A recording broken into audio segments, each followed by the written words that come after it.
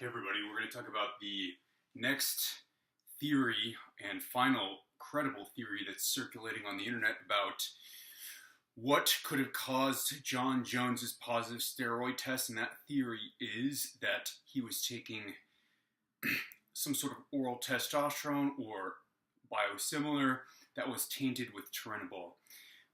And because he was taking a testosterone or biosimilar, it was tainted with turinabol. The turinabol was at extremely low concentration, and so therefore the only metabolite that showed up that wasn't rapidly cleared was the M3 metabolite.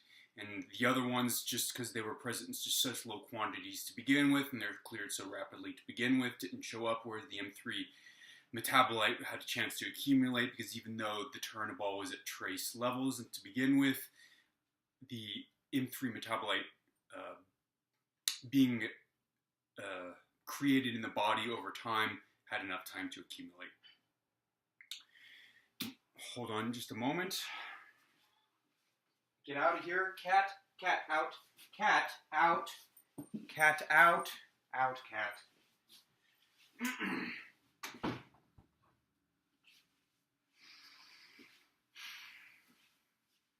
Okay, so yeah, so that's the theory, and so this YouTube video will be dedicated to dismantling that, not because I'm trying to dismantle it, but because I thought it sounded really reasonable. I racked my brains about it again and again and tried to figure out if it could be true and how to test it. I figured out how to test it, and it appears that USADA has actually tested that theory.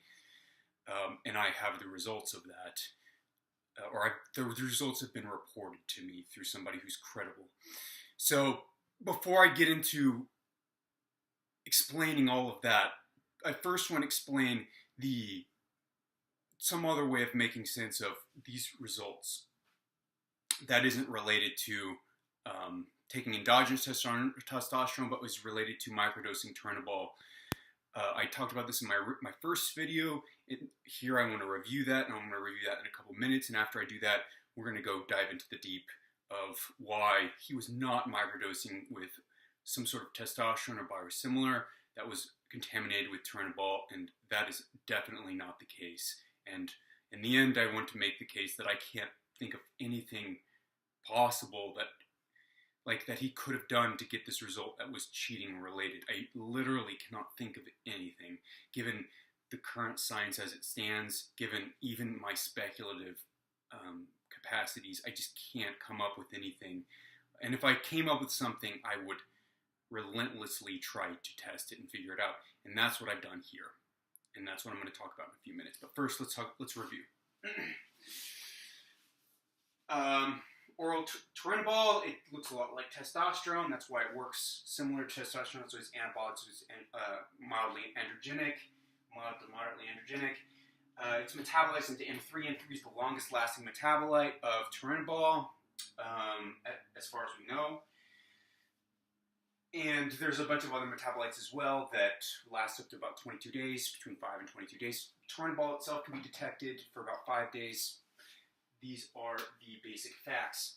So we start with 0 here, and on August 29th we get just the M3 metabolite, none of the short or medium term metabolites, just the M3 metabolite. Since the other short and medium term metabolites have a detection window of about 20 days, this suggests that if he was doping with oral turinabol, he must have done it right after this August 9th test and for a very short period of time, which doesn't make any sense. You wouldn't want to dose for a very short period of time, but even if we wanted...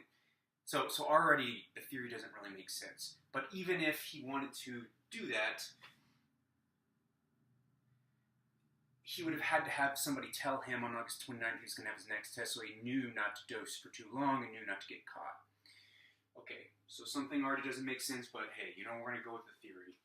Same thing happened between August 29th and September 18th. Again, there's no short and medium term metabolites, there's only the M3. There's a long term metabolite. Again, somebody would have had to warn him about September 18th. And then again, for September 18th, go to 0. If we're going to think that this represents something real, that must have meant that somebody swapped the samples, or he got some sort of blood transfusion, whole body blood transfusion. All his blood got taken out. 5 liters of blood, 6 liters of blood got taken out and replaced with somebody else's blood. Okay, somebody swapped the samples, or somebody had a whole body blood transfusion from, like, you know, they brought in some, they brought in like 10 people who donated their blood so Jon Jones could pass his test. And so he went negative through these days after he got his blood transfusion in, or the samples got swapped. So not only is he only taking oral turinabol for 1 day or 2 days or a few days, and he's also having somebody who's warning him that his test is about to come up. He also figured out how to get somebody to start swapping his samples, or somebody to give him a whole body blood transfusion. There's, as far as I'm aware, no such thing, and I'm 99.99% certain, there is no such thing as a masking agent for turinabol. You can't mask turinabol. Turinabol is going to be there, or it's not going to be there.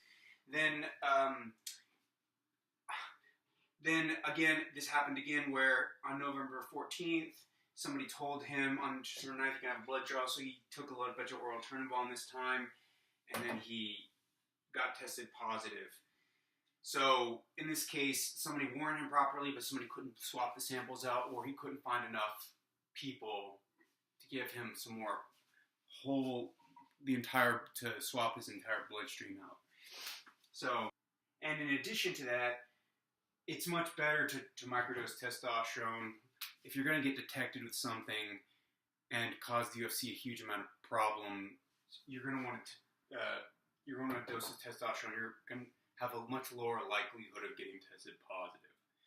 So it doesn't make sense across multiple different ways of thinking about things. The other way of thinking about things is that this is residual M3 from some sort of past exposure to turinabol, or this is a giant conspiracy and this is a bunch of crap, and they're not reporting the real facts to us. What's more likely?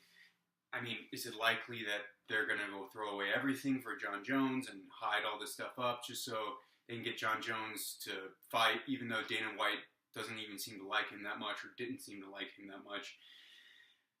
Does that make any sense? As you guys saw for UFC 232, the entire, like half the room there was nobody there. It was probably sold out whenever it was in Las Vegas. So, I mean, the pay-per-view probably makes a difference, but it's not worth risking everything on. It doesn't make any sense to do that. So,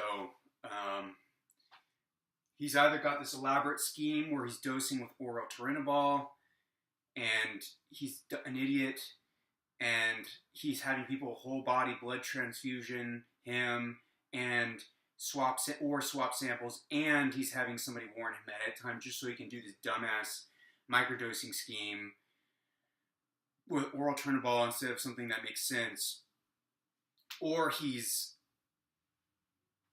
there's a giant conspiracy, or like this is just residual oral turinabol metabolite.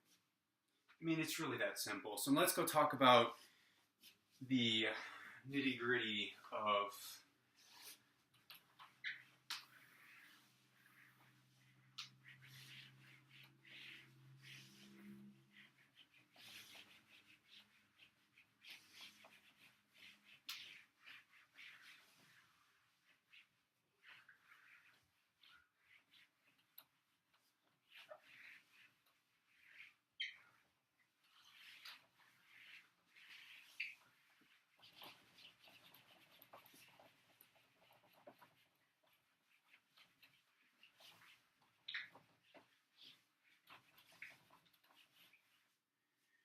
oof.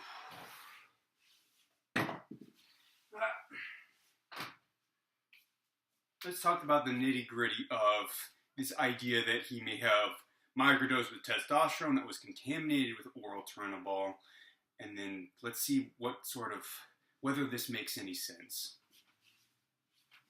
To understand why this doesn't make sense, we have to talk about a certain test, and it's called the carbon isotope ratio. What's the carbon isotope ratio? It's the gold standard today for testing to see if somebody has recently injected or ingested exogenous testosterone. I'm going to explain how it works. And in order to explain how it works, we're going to have to talk about the circle of life.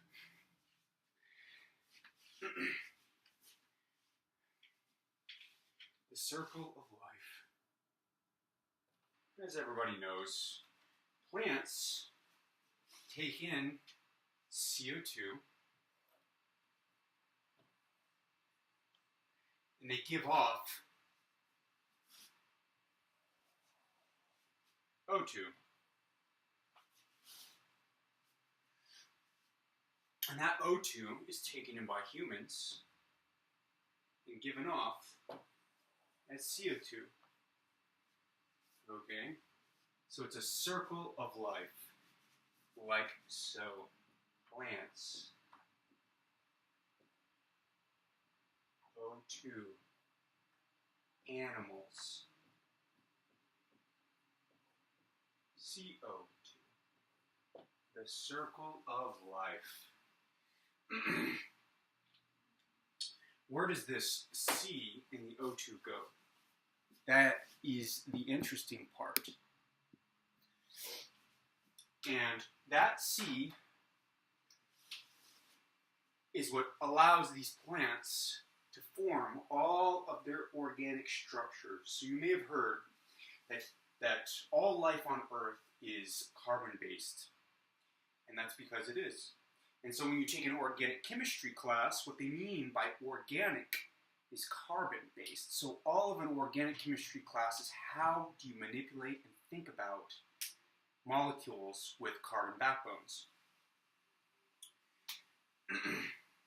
So this CO2 goes into the plants, they take up this carbon, they take up the minerals and some other substance in the soil to then build complex biological structures using the carbon and some adjunct or auxiliary other molecules and atoms.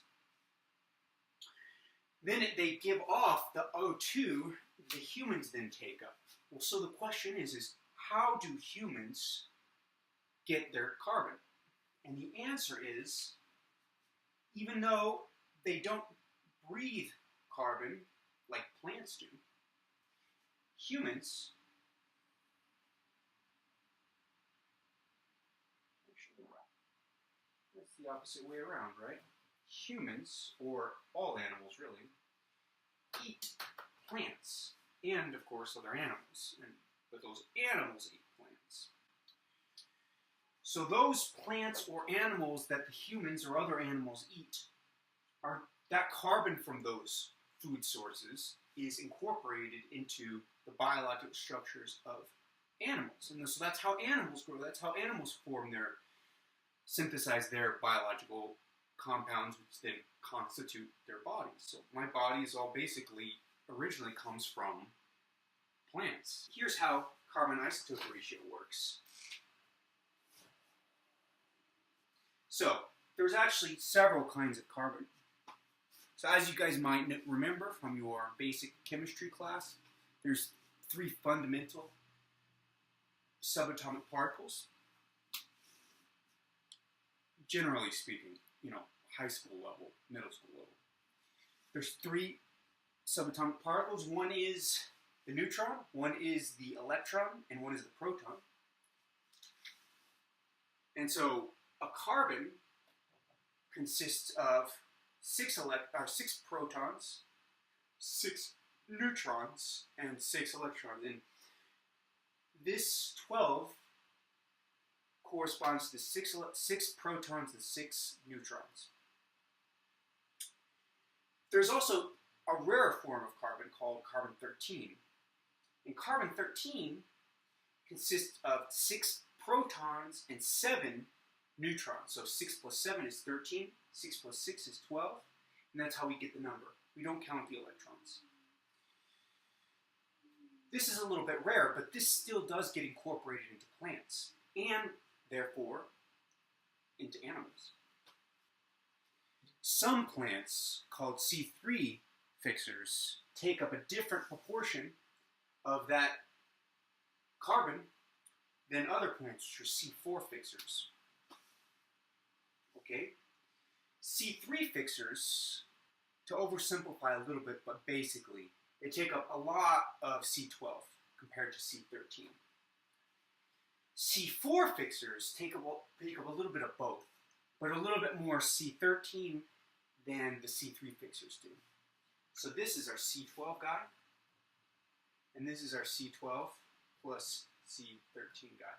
The interesting thing about synthetic testosterone is that it's synthesized from C3 fixers. Synthetic testosterone is synthesized from building blocks from the yam and the soy plant.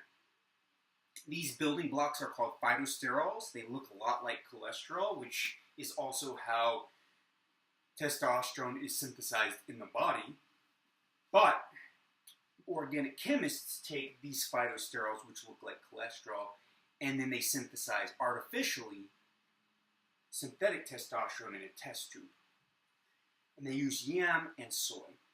These yams and these soy plants are C3 fixers, which means that in the molecules in the synthetic testosterone is an abundance of C12. Now, to be clear, the phytosterols that come from the yam and the soy are extracted. They're isolated from all the other parts of the plant, and so you basically have pure phytosterols, which are C12 enriched, because yam and soy are C12 plants. C3 fixers, which means they have an abundance of C12. However, humans consume the carbon from C4 fixers and C3 fixers. And humans create cholesterol, and then they create testosterone from that cholesterol from all sorts of molecules, not just the phytosterols. In fact, the human digestive system tries to get rid of phytosterols. It doesn't like to take up phytosterols.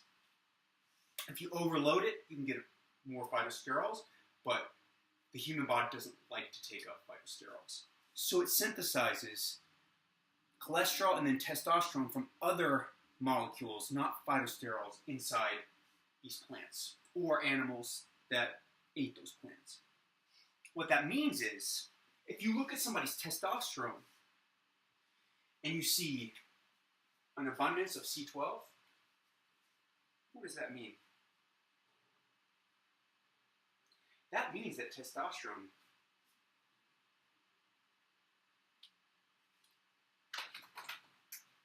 is synthetic. It's exogenous, it's dosed, it's ingested or injected. However, if you look at somebody's testosterone, you see a nice mix of C12 and C13, you know it's natural. Because humans eat a mix of these. And there's intermediate cases where you have mostly C12, or just an overabundance of C12, much more than you would expect. And that's a case where some endogenous and some exogenous. And scientists have looked at and created tests that can specify exactly how much of each and exactly the cutoff point at which we have a very good confidence that that person is taking steroids. Exogenous testosterone. That's how the carbon to isotope ratio works. It's a new test. It's replaced what's called the testosterone epitestosterone ratio. And yet, just to give you some background on that, that's important because people talk about that, which they shouldn't. People say, what about masking agents? Can't Jon Jones have taken a masking agent? No, because that's the testosterone epitestosterone test. And here's the testosterone epitestosterone test, ratio test. We call it TER. TER, testosterone epitestosterone ratio. In a nutshell, everybody has a certain amount of testosterone, and everybody has a certain amount of epitestosterone. And that ratio changes depending on the person, but naturally, there's only a certain range that's normal. And if you're outside of that range, that's an indication that you've taken anabolic steroids. And here's how that works. The body puts out a little bit of both. And so when you take anabolic steroids, you cause more testosterone. So exogenous testosterone. You increase the amount of testosterone, but you do not increase the amount of epitestosterone. So this ratio goes up. And when it gets sufficiently high, we've got a problem. Masking agent is when you add to your testosterone stack epitestosterone. So you inject testosterone with epitestosterone, and then the ratio doesn't change. That's a masking agent. You can't mask carbon isotope ratio. That's why it's the gold standard now. And all of Jon Jones's recent tests, recent samples, they ran a CIR on them. And I was told this by Joe Rogan. He messaged Jeff. Jeff said they ran them all. They cleared. That means the carbon isotope ratio is normal. So, what does that mean? Well, again, there's a possibility that everybody's lying to us, and there's no, and this, even though they told us about M3, which they didn't have to, just they made this huge fuss that they didn't have to make if they wanted to lie to us. But they told us about M3, and then they're hiding the fact that the CIR, the carbon isotope ratio, came back positive. That's one possibility.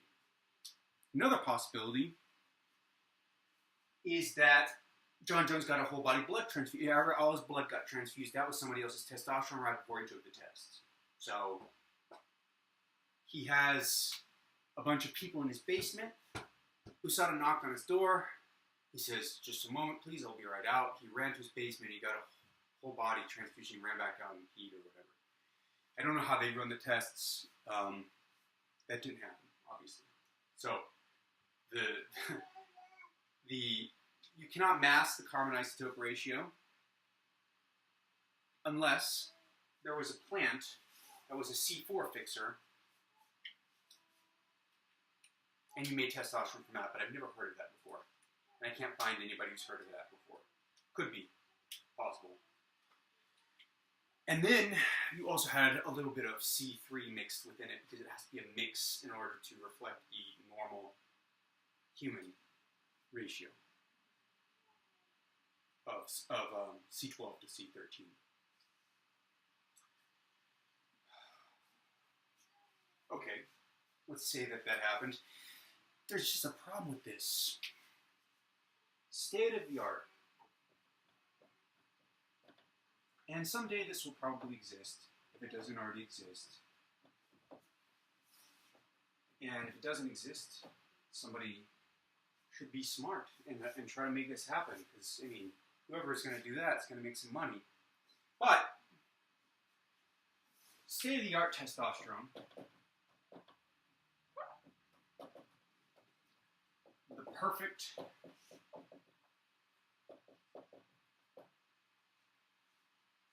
C12, C13 mix. So from multiple sources, some chemist figures out how to make the special formula to get the perfect C12, C13 mix. And he gives that to Jon Jones. And he has Jon Jones also within this microdose cocktail. He also has him inject epitestosterone. So you're going to fool both the ratio, the TE ratio, testosterone TER, testosterone epitestosterone ratio, and you're going to fool the CIR. Here's the problem. Here's a cocktail. I'm going to show this. An Erlenmeyer flask. I don't know if that is an Erlenmeyer flask. It's pathetic.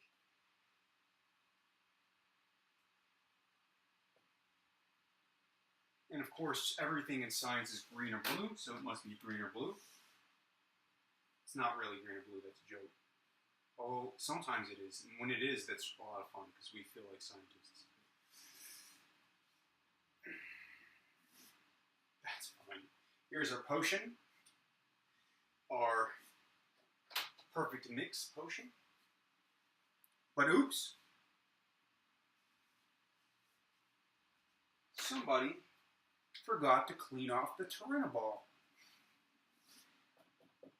So in this cocktail that was perfectly formulated to fool the system with the perfect ratio of C12 and C13 carbon molecules in the testosterone and epitestosterone added, but somebody forgot to clean the flask before they did the reaction.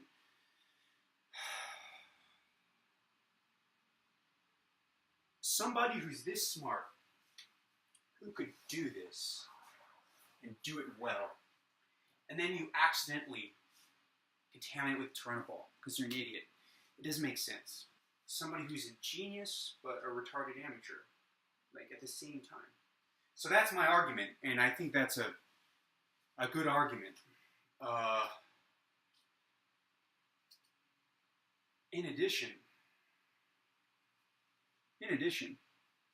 all of those things that I talked about earlier, of swapping out samples, whole body transfusion, etc., all have to also be in play. There's 5 conditions that need to be met in order for this exogenous testosterone tainted with turinabol to work in the context of a negative carbon isotope ratio.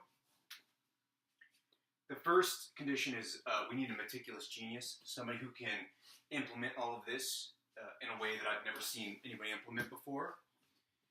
We need an incompetent genius, the same person, this very same person also has been competent not to clean his dishes, which I find it by itself extremely unlikely. We also need him to be unable to reproduce his synthesis after the first positive test from Jon Jones, showing that he has the M3 metabolite. So this guy can't reproduce the synthesis with a clean flask. He just can't do it over again. He lacks the reagents, lacks the resources, lacks the lab. So he can only do it once. Why would that be? We need a sample swapper because now that we're seeing these metabolites in Jon's urine, somebody needs to swap those samples out. Remember those 4 negative samples that we saw in the middle of M3 or of Q3, Q4. So somebody's got to be swapping the samples. We need a dope man, somebody who's delivering this and teaching the protocol to Jon Jones. It could be the same guy as this meticulous genius. Could be the same. Probably not the sample swapper, or it could be a third person. So the complications just get layered, and the sort of extent of the conspiracy gets amplified. And then we need Jon Jones to lie to everybody close to him. And so that's the condition under which this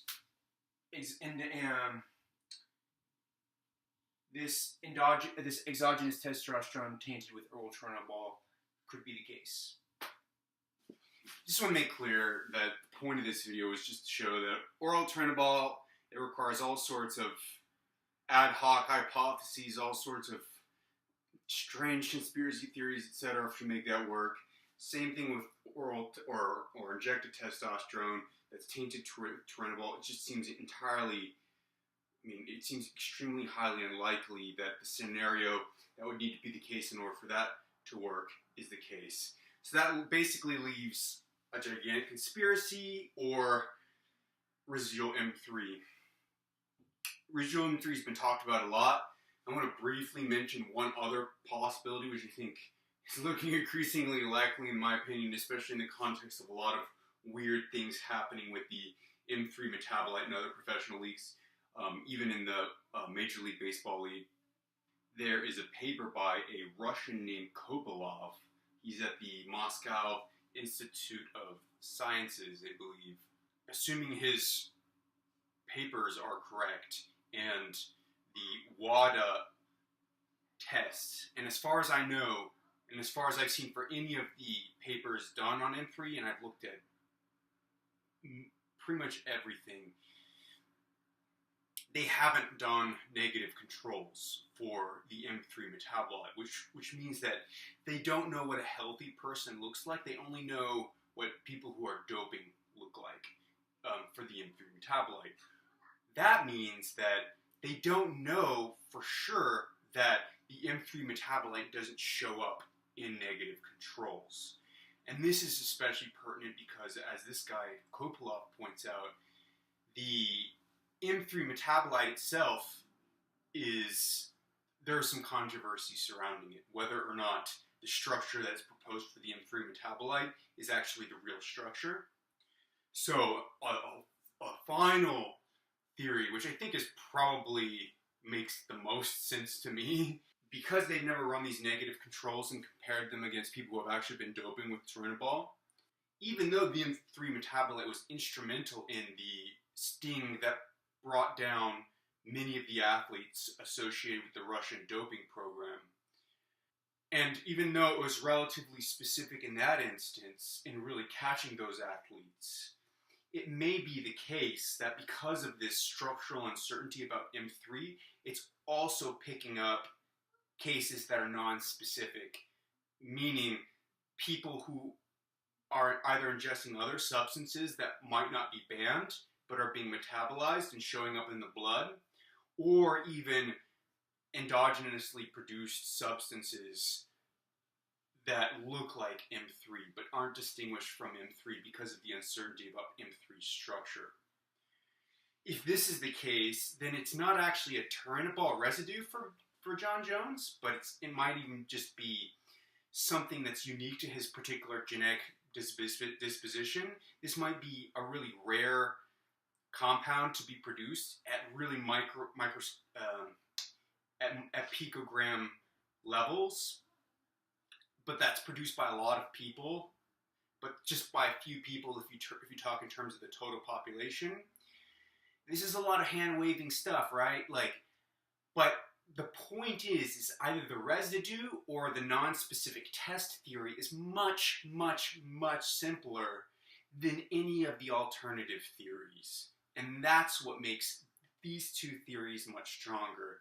That's why I side with the idea, and that's why I'm sure, that's why USADA, that's why all the organizations that are looking at these data, and that's why all these independent scientists who have been consulted and brought in from the outside to talk to USADA and to talk to the UFC, that's why everybody's siding on this idea that Jon Jones is not taking oral turinabol and not taking a microdose of testosterone because of the unlikelihood of the alternative hypotheses, the uncertainty about the science, and the precedents in other areas, along with the uncertainty about the metabolite itself.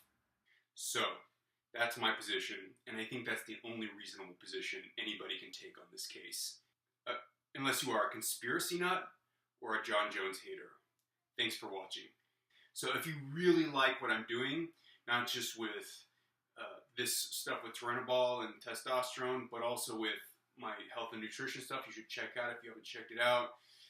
If you like any of that, please, please, please sign up as a supporter on my Patreon account. If you can't donate via Patreon, it's inconvenient for you, let me know. I probably need to get a direct donation service set up that's outside of Patreon, especially in light of the recent controversy around Patreon.